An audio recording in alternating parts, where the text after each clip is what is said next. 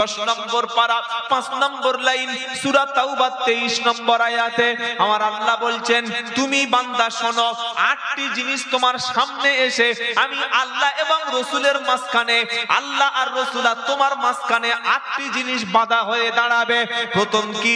কুল in কানা আবাউকুম ওয়া আবনাউকুম, তোমার আব্বার ভালোবাসা, তোমার সন্তানের ভালোবাসা, তোমার বিবির ভালোবাসা, বাচ্চার ভালোবাসা, তোমার নিকট আত্মীয়র ভালোবাসা, তোমার সুন্দর যে ঘর রয়েছে, যে ঘরে ঢুকলে আর বার হতে মন চায় না, ওই ঘরের ভালোবাসা, তোমার ব্যবসা বাণিজ্যের ভালোবাসা, তোমার দোকান মাকানের ভালোবাসা, এদেরকে তুমি ভালোবাসো, আব্বাকে ভালোবাসো, মাকে ভালোবাসো, বিবি বাচ্চাকে ভালোবাসো, জমি জায়গাকে ভালোবাসো, দোকানকে ভালোবাসো। ভালোবাসতে গিয়ে যেন তুমি আল্লাহ এবং রাসূলকে যেন ভুলে যেও না।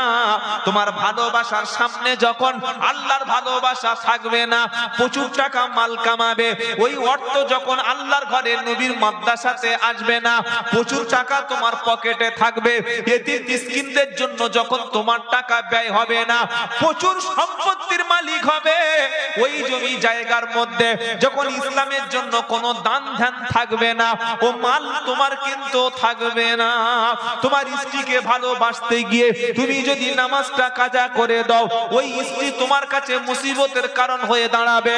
তোমার বাচ্চাকে ভালোবাসতে গিয়ে, তোমার মেয়েকে ভালোবাসতে গিয়ে তুমি যদি আল্লাহ ভোলা হয়ে যাও, এই বাচ্চা, এই ছেলে, এই মেয়ে তোমার জন্য চরম মুসিবত হয়ে দাঁড়াবে।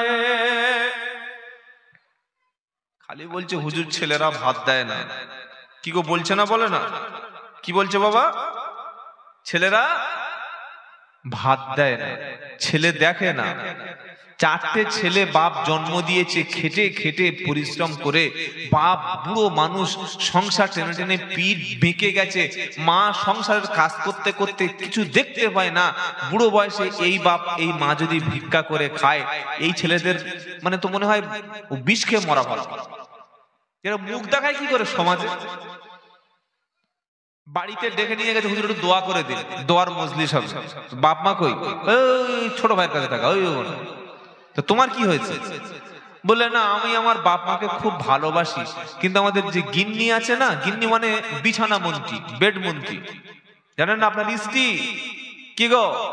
হ্যাঁ, ওই আমার গিন্নি আমাকে আমার বাপ মার সঙ্গে কথা বলতে দেয় না, আমার গিন্নি আমার বাপ মার পিছনে আমি টাকা খরচ করি করতে দেয় না। গিন্নি মানে বুঝতে পারছেন কি? বাড়িওয়ালি স্ত্রী, ওয়াইফ। আহা, বউ কি মিষ্টি করে বলছে বউ। এ বাবাজিরা, এমন স্ত্রীকে আপনি আপনার ঘরে এনেছেন যে স্ত্রী আপনার মাকে খেতে দিচ্ছে না, আপনি দুটো খেতে দেবেন সেটাও দিচ্ছে না। আপনার বোনকে জালসার দিনে দাওয়াত করেছেন, সে বউ বা স্ত্রী বা ওয়াইফ অসন্তুষ্ট। আপনার ভাইকে 500 টাকা দিচ্ছেন, স্ত্রী বলে কি কটা 500 টাকা কার দিচ্ছ? ছোট ভাইকে। ছোট ভাই 500 দিতে পারছি? দেখো এরকম লোক আছে না? নাই। এটা স্ত্রী না, এটা আপনার শত্রু, এটা আপনার দুশমন। তাই আল্লাহ পাক বলেছেন, তোমার ভালোবাসা আল্লাহ এবং রাসূলের জন্য সবটুকু হবে। স্ত্রী, ছেলে, মেয়ে, ব্যবসা, এদের জন্য ভালোবাসা হবে, তবে সেটা আল্লাহ এবং রাসূলের ঊর্ধ্বে যেন না হয়। মনে থাকবে ইনশাআল্লাহ। ছেলেকে ভালোবাসুন। আপনার ছেলেকে ভালোবেসে আপনি কোনোদিন মোবাইল দেবেন না আর বাইক দেবেন না।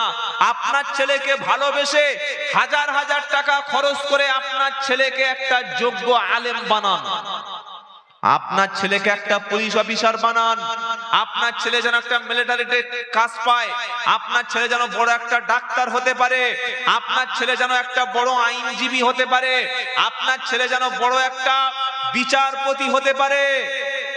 যদি আমরা আমাদের সন্তানদেরকে police officer, army officer, military, doctor, master, engineer, barrister, lawyer এগুলো যদি না বানাতে পারি, অদূর ভবিষ্যতে আপনি হয়ে যাবেন এই ভারতবর্ষের জমিনে রোহিঙ্গা।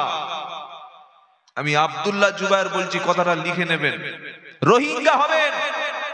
আপনার পক্ষে কোনো পুলিশ কাজ করবে না নিরপেক্ষ ভাবে, আপনার পক্ষে কোনো বিচারপতি কাজ করবে না নিরপেক্ষ ভাবে, আপনার পক্ষে কেউ দাঁড়াবে না। আজকের আপনি বলুন তো, ভারতবর্ষ স্বাধীন হয়েছে মোটামুটি কত বছর হয়েছে? ৭৪ থেকে ৭৫ বছর। সবচাইতে পিছিয়ে পড়া জেলা হচ্ছে মুর্শিদাবাদ জেলা। আমি পশ্চিম বাংলার সব জায়গায় বলি যে প্রত্যেকটি সরকার ইচ্ছা করে মুসলমানদেরকে পিছিয়ে রেখেছে। এরা পিছিয়ে পড়েনি, নয় পিছিয়ে রাখা হয়েছে। এই ২-৪ দিন আগে আপনাদের এই মুর্শিদাবাদের একজন নেতা হুমায়ুন সাহেব, তিনি বলেছেন যে আমাদের বাবরি মসজিদ আমি মুর্শিদাবাদে করব। বলে নাই বাবা? বলেছে না বলেনি? আবার একজন বলল আমরা তাহলে রাম মন্দির করব। কি খেলা দেখুন। আমি বলছি শুনুন, মুর্শিদাবাদে আর নতুন কোন মসজিদের প্রয়োজন আছে বলে আমার মনে হয় না। প্রচুর মসজিদ মুর্শিদাবাদে আছে। যেটা দরকার সেটা মুর্শিদাবাদ বাসীর জন্য বড় হসপিটাল দরকার, বড় স্কুল দরকার, একটা পূর্ণাঙ্গ ইউনিভার্সিটি দরকার। কি ভুল বলছি না ঠিক বলছি? আজকের প্রত্যেকটা মুসলিম মহল্লাগুলিতে ইচ্ছাকৃতভাবে ভালো হসপিটাল, ভালো কলেজ, ভালো ইউনিভার্সিটি আপনি পশ্চিম বাংলার যে জায়গায় যাবেন সে জায়গা দেখুন নেই, করেনি, করবেও না। কেন করবে না?